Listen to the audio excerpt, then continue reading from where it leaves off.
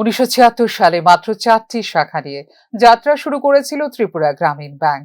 আজকের দিনে সারা রাজ্যে 150টি শাখা নিয়ে সাফল্যের সাথে ব্যবসা চলছে ত্রিপুরা গ্রামীণ ব্যাংকের।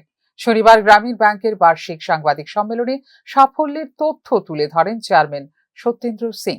শনিবার অনুষ্ঠিত হল ত্রিপুরা গ্রামীণ ব্যাংকের বার্ষিক সাংবাদিক সম্মেলন।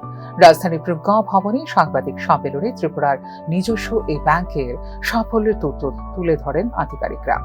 সাংবাদিক সম্মেলনে উপস্থিত ছিলেন গ্রামীণ ব্যাংকের chairman Satyendra Singh, general manager Anup Kumar Saha, chief manager Shailesh বীর রঞ্জন। সাংবাদিক সম্মেলনের তথ্য দিতে গিয়ে আধিকারিকরা বলেন, 1976 সালে এই গ্রামীণ ব্যাংক মূলত কৃষক, কারিগর এবং সমাজের দুর্বল শ্রেণীর মানুষের সেবার জন্য প্রতিষ্ঠিত হয়েছিল। বর্তমানে রাজ্যের 8 জেলায় এই ব্যাংকের 150টি শাখা রয়েছে 12টি আল্ট্রা স্মল ব্রাঞ্চ।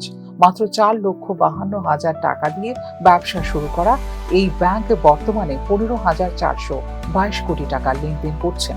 আধিকারিকরা জানান, সারা রাজ্যে গ্রামীণ ব্যাংকের 43টি এটিএম রয়েছে।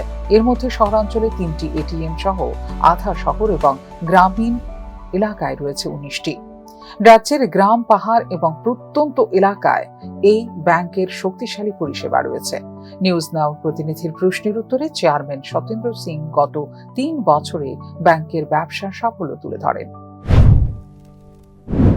ग्रोथ के साथ लास्ट 3 ईयर से हम लोग आगे बढ़ रहे हैं। त्रिपुरा ग्रामीण बैंक का जो लास्ट 3 ईयर्स में जैसे 23-24 में हमारा डिपॉजिट 8,800 करोड़ था, 24-25 में 10,066 एंड 25-26 में we have already reached 10,880 crore in advances. 23-24 3,597, 24-25 4,019 and 25-26 4,536 with a growth rate of 12.77%. And CD ratio we have improved from 40.88%, then 39.93%, and in the year of 25-26 41.66%. Total business we have already increased 12,398, then 14,085, and in the year of 31st March 2026 15,422. As far as the gross NPA is concerned, we have already reduced our gross NPA to 2.89% from 4.70% in the last 3 years. Our net আর্থিক লেনদেন ছাড়াও ত্রিপুরা গ্রামীণ ব্যাংকের ক্রীড়াবিদ, পর্বতারোহ, যুব সমাজ সহ ছাত্রছাত্রী এবং যুব সমাজকে বিভিন্নভাবে সহযোগিতার মাধ্যমে সামাজিক দায়িত্ব পালন করছে।